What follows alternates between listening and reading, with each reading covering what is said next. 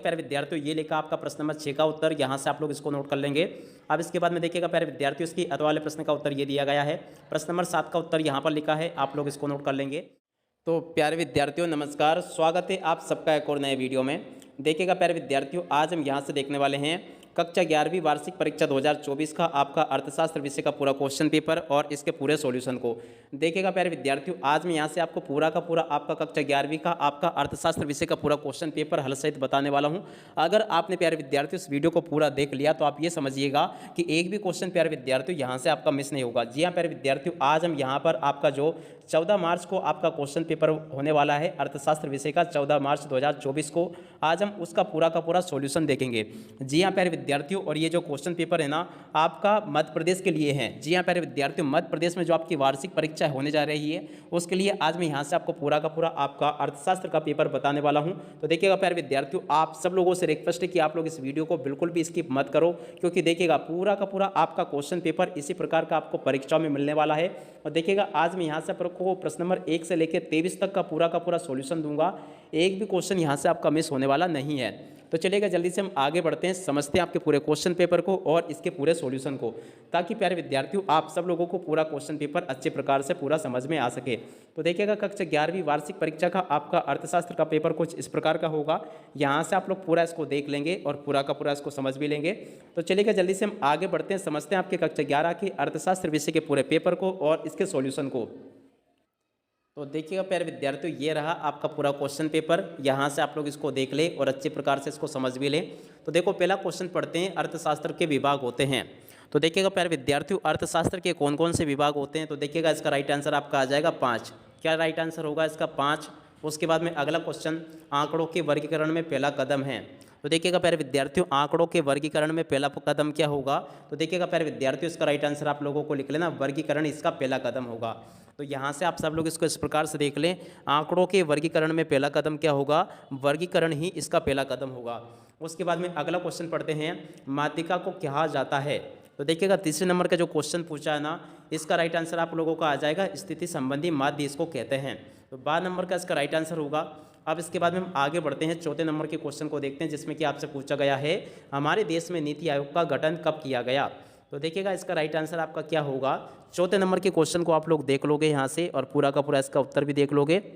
तो देखो चौथे नंबर के क्वेश्चन का राइट आंसर आपका आ जाएगा, 1 जनवरी 2015 को इसका गठन किया गया था। अब इसके बाद में पांचवा क्वेश्चन, हरित क्रांति के जनक है। तो देखिएगा प्यारे विद्यार्थियों, यहाँ से आप सब लोगों को इसका उत्तर देख लेना है। हरित क्रांति के जनक होंगे AM.S. स्वामीनाथन।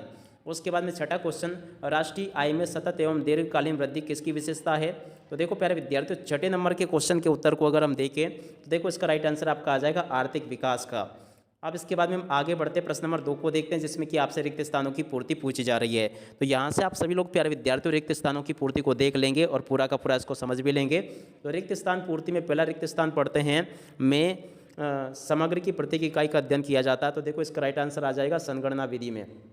किसमें, संगणना, यहाँ से आप लोगों को लिख लेना, संगणना विधि में प्रत्येक में से एक इकाई का अध्ययन किया जाता है। उसके बाद में देखो दूसरा क्वेश्चन, प्रमाप विचलन गुणांक का सूत्र है। तो देखिएगा प्यारे विद्यार्थियों, प्रमाप विचलन गुणांक का सूत्र कुछ इस प्रकार से आपको लिखना है। यहाँ पर आपको लिखना है बटे में और नीचे लिखना आपको x का बार, इस प्रकार से पूरा इसका राइट आंसर होगा। अब इसके बाद में अगला क्वेश्चन, से संबंध तकनीकी खोज किसने की थी। तो देखिएगा इसका राइट आंसर आपका आ जाएगा, कार्ल पियर्सन। से संबंध तकनीकी खोज किसने की थी, कार्ल पियर्सन ने से संबंध तकनीकी खोज की थी। तो यहाँ से इसका उत्तर ये नोट कर लो आप लोग। उसके बाद में अगला क्वेश्चन, P0 प्रदर्शित करता है वर्ष का मूल्य। तो देखिए P0 जो है ना, हमेशा किस वर्ष का मूल्य, आधार वर्ष का मूल्य प्रदर्शित करता है। तो यहाँ पर आपको आधार लिखना होगा। उसके बाद में अगला क्वेश्चन, उदारीकरण में अनावश्यक को कम किया जाता है। तो देखिएगा उदारीकरण में अनावश्यक किसको कम किया जाता है। तो यहाँ से आपको लिखना, अनावश्यक प्रतिबंधों को कम किया जाता है। तो यहाँ से आपको क्या लिख लेना है, उदारीकरण में अनावश्यक प्रतिबंधों को कम किया जाता है। इसके बाद में छठा क्वेश्चन, 2011 में साक्षरता का प्रतिशत था। तो देखो प्यारे विद्यार्थियों, 2011 में साक्षरता का प्रतिशत था 74.04%। कितनी थी, 74.04% थी 2011 में साक्षरता। ठीक है। उसके बाद में अगला क्वेश्चन पढ़ते हैं, क्या लिखा है, आर्थिक विकास एक प्रक्रिया है। तो देखो यहाँ से आपको लिख लेना, आर्थिक विकास एक सतत प्रक्रिया है। क्या लिखोगे, सतत। उसके बाद में अगला क्वेश्चन देखते हैं, प्रश्न नंबर 3 में आपसे जोड़ी पूछी जाएगी। तो यहाँ से आप सब लोग जोड़ी को देख लें।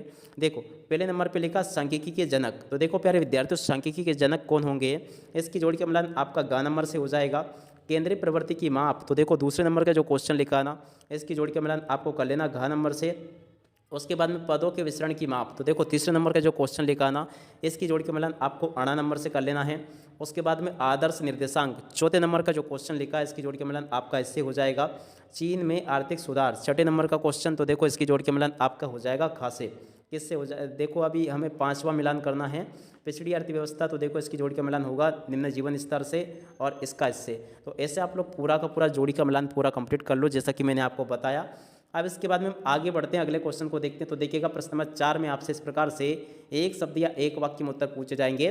तो पहला क्वेश्चन, समंक कितने प्रकार के होते हैं। तो देखिएगा समंक जो होते हैं ना, 2 प्रकार के होते हैं, प्राथमिक समंक और द्वितीयक समंक, ठीक है। उसके बाद में अगला क्वेश्चन पढ़ते हैं, सिग्मा एक्स बटे एन किसका सूत्र है। तो देखिएगा प्यारे विद्यार्थियों, सिग्मा एक्स बटे एन किसका सूत्र है, ये है आपका समांतर माध्य का सूत्र। तो यहाँ से आपको लिख लेना समांतर माध्य का सूत्र होता है, ठीक है। उसके बाद में अगला क्वेश्चन पढ़ते क्या लिखा है, देखिएगा तीसरे नंबर का, प्रमाप विचलन का विचार किसने दिया।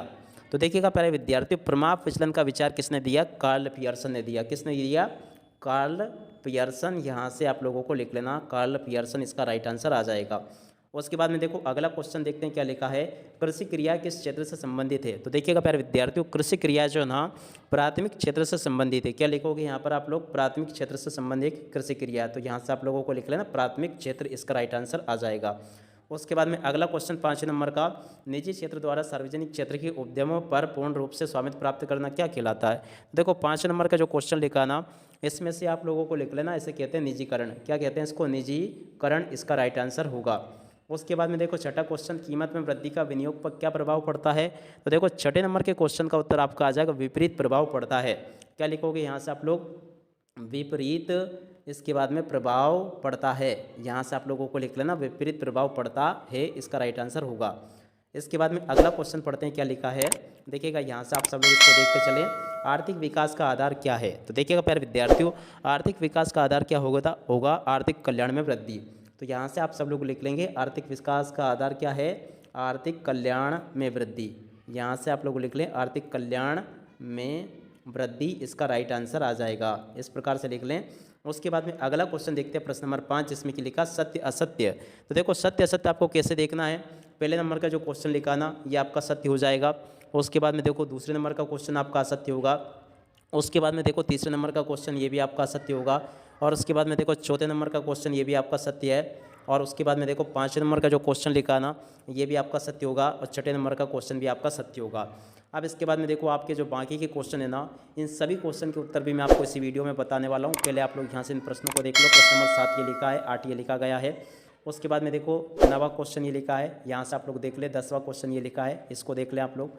उसके बाद में देखो बाकी के क्वेश्चन इस प्रकार से आपको दिए गए हैं, यहाँ से आप सब लोग इसको देख ले पूरा का पूरा। अब इसके बाद में फिर मैं आपको इनके आंसर्स बता देता हूँ। तो देखो यहाँ तक के सभी क्वेश्चंस मैंने आप सबको बता दिए। इस प्रकार के क्वेश्चंस आपसे पेपर में परीक्षा में पूछे जाएंगे। अब चलिएगा हम आगे बढ़ते हैं और प्रश्न नंबर 6 से लेकर 23 तक का पूरा सॉल्यूशन देखते हैं।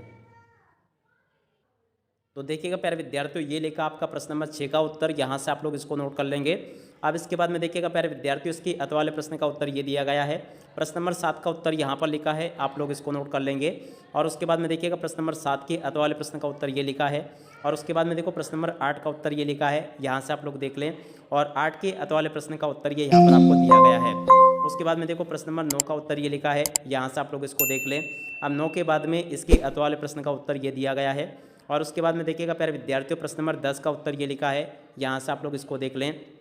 अब 10 के बाद में देखिएगा प्यारे विद्यार्थियों, 10 के अत वाले प्रश्न का उत्तर ये यहाँ पर आपको दिया गया है। अब इसके बाद में देखो अगला क्वेश्चन देखते हैं। तो देखो प्रश्न नंबर 11 का उत्तर ये लिखा है और 11 के अत वाले प्रश्न का उत्तर ये यहाँ पर आपको दिया गया है। अब उसके बाद में देखो प्यारे विद्यार्थियों, प्रश्न नंबर 12 का उत्तर ये लिखा है और 12 के अत वाले प्रश्न का उत्तर ये यहाँ पर आपको दिया गया है। इस प्रकार से आप सब लोगों को इसको देख लेना है। अब इसके बाद में देखो प्यारे विद्यार्थियों, प्रश्न नंबर 13 का उत्तर ये लिखा है, यहाँ से आप लोग देख लो इसको। और उसके बाद में देखो प्रश्न नंबर 13 के अत वाले प्रश्न का उत्तर ये यहाँ पर आपको दिया गया है। अब इसके बाद में देखो प्रश्न नंबर 14 को देखते हैं। तो देखो प्रश्न नंबर 14 का उत्तर ये लिखा पूरा का पूरा, आप लोग देख लो ये पूरा का पूरा आपका कौन से प्रश्न नंबर 14 का उत्तर लिखा है। अब उसके बाद में देखो 14 के अत वाले प्रश्न का उत्तर ये लिखा है, यहाँ से आप लोग इसको देख लें। और उसके बाद में देखो 14 के प्रश्न नंबर 15 का उत्तर ये लिखा है और 15 के अत वाले प्रश्न का उत्तर ये लिखा है, जिसमें कि पूछा गया औपचारिक क्षेत्र तथा अनौपचारिक क्षेत्र का अर्थ स्पष्ट कीजिए। तो देखो औपचारिक क्षेत्र ये लिखा, अनौपचारिक क्षेत्र ये लिखा है, यहाँ तक का आप लोग देख लो इसको। और उसके बाद में देखो प्रश्न नंबर 16 का उत्तर ये लिखा है, प्राथमिक समंक और द्वितीयक समंकों में अंतर। तो देखो प्राथमिक समंक ये लिखा, द्वितीयक समंक ये लिखा है, यहाँ तक का आप लोग देख लो इसको पूरा का पूरा। इस प्रकार से आपको व्यवस्थित रूप से पूरा लिख लेना है। उसके बाद में देखो रेखा चित्र और प्रदर्शन रेखा चित्र प्रदर्शन की सीमाएँ आपको बतानी है, तो यहाँ से आप सब लोग इसको देख लो यहाँ तक का। उसके बाद में देखो प्रश्न नंबर 17 का उत्तर ये दिया गया है, यहाँ से आप सब लोग प्रश्न नंबर 17 के उत्तर को नोट कर लोगे इस प्रकार से। और 17 के अत वाले प्रश्न का उत्तर ये लिखा, जिसमें कि आपसे पूछेगा अपकिरण के उद्देश्य। तो देखो अपकिरण का पहला उद्देश्य ये लिखा, दूसरा ये लिखा, तीसरा ये लिखा है, इस प्रकार से आप लोग देख लो। और उसके बाद में देखो प्रश्न नंबर 18 का उत्तर ये लिखा, जिसमें कि आपसे पूछेगा आधारिक संरचना किसे कहते हैं, इसका महत्व लिखिए। तो पूरा का पूरा उत्तर देख लो। उसके बाद में देखो इसके अत वाला प्रश्न का उत्तर ये लिखा है, पर्यावरण क्षति के प्रमुख कारणों का उल्लेख करो। तो यहाँ से आप सब लोग इसको देख लो पूरा। और उसके बाद में देखो प्रश्न नंबर 19 का उत्तर ये लिखा है, यहाँ से देख लेंगे सन 1958 में प्रारंभ में किए गए चीन के ग्रेट लीप फॉरवर्ड अभियान की व्याख्या कीजिए। तो यहाँ से आप लोगों को इसको पूरा लिख लेना है। उसके बाद में देखो अगला क्वेश्चन, भारतीय अर्थव्यवस्था की 3 विशेषता आपको बतानी है। तो यहाँ से आप लोग भारतीय अर्थव्यवस्था की विशेषताओं को नोट कर ले पूरा। और उसके बाद में देखो प्रश्न नंबर 20 जो था ना, उसका उत्तर ये लिखा है, यहाँ से आप लोग इसको देख ले पूरा का पूरा और इसको अच्छी प्रकार से समझ भी ले। अब इसके बाद में देखो अगला क्वेश्चन ये लिखा है, इसके उत्तर को आप लोग देख लो यहाँ तक का। और उसके बाद में देखो प्रश्न नंबर 21 ये लिखा है, पूरा का पूरा आप लोग देख लोगे यहाँ तक का, इसको पूरा और इसको याद भी कर लो पूरा यहाँ तक का, जैसा कि मैंने आपको बताया। और उसके अथवा में जो पूछा गया निर्देशांक की रचना के 4 कारण लिखिए। तो देखो पहला ये लिखा, दूसरा ये लिखा, तीसरा लिखा है, तो यहाँ से आप लोग इसको नोट कर लेंगे पूरा का पूरा, जैसा कि मैंने आपको बताया। अब इसके बाद में देखिएगा प्यारे विद्यार्थियों, ये लिखा आपका प्रश्न नंबर 23 का उत्तर पूरा का पूरा, यहाँ से आप लोग प्रश्न नंबर 23 के उत्तर को नोट कर लोगे। उसके बाद में देखो इसके अथवा वाले प्रश्न का उत्तर ये लिखा गया है, तो यहाँ तक का आप लोग पूरा देख लो इसको और पूरा का पूरा इसको नोट कर लो। अब देखिएगा प्यारे विद्यार्थियों, अब इसी के साथ में इस वीडियो को यहीं पर पूरा करते हैं। नमस्कार, जय हिंद, जय भारत।